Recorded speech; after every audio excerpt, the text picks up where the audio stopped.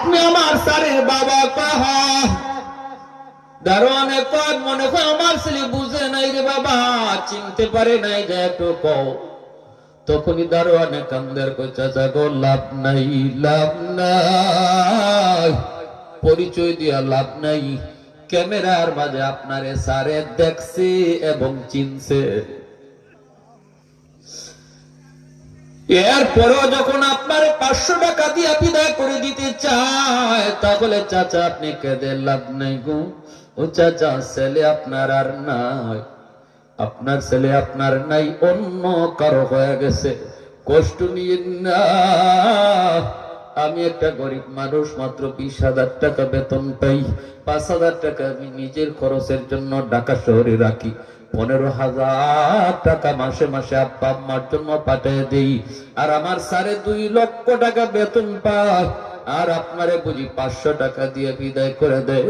দেখা করার টাইমটা বুঝি তার হয় না। অতএব চাচার কষ্ট নিয়েন না, বদ্ধ দিয়েন না, দোয়া করেন আল্লাহ যেন হেদায়েত দেয়।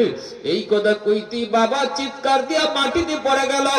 বৈশে মাথা হাত দিয়ে আল্লাহর কাছে হাতটা উঠে কয় মালিক, বদ্ধ দিই না, কারণ আলেমুল আমার জবানে শুনেছি বাপ মা যদি বদ্ধ দেয়, বদ্ধ বুঝি সরাসরি কবুল হয়ে যায়। আল্লাহ, সন্তান যদি বিপদে পড়ে আমি বাবা সইতে পারবো না, তার মাও সইতে পারবে না, আমাদের দুনিয়াতে আর কেউ নাই, অতএব বদ্ধ দেই না। আল্লাহ ও মালিক, তোমার কাছে দোয়া করি আমার সন্তানকে তুমি হেদায়েত দান করো, আমার সন্তানকে তুমি বুঝ দান করো, হেদায়েত দান করো।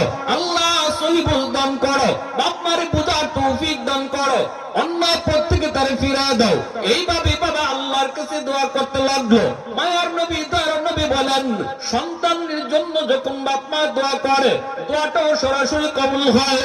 বদ্ধ যখন দেয়, বদ্ধ সরাসরি কবুল হয়।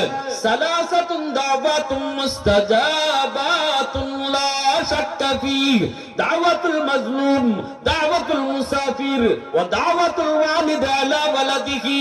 মাজলুমের দোয়া বদদোয়া, মুসাফিরের দোয়া বদদোয়া, বাপ মার দোয়া বদদোয়া, এই 3 ব্যক্তির দোয়া বদদোয়া সরাসরি আল্লাহর দরবারে কবুল।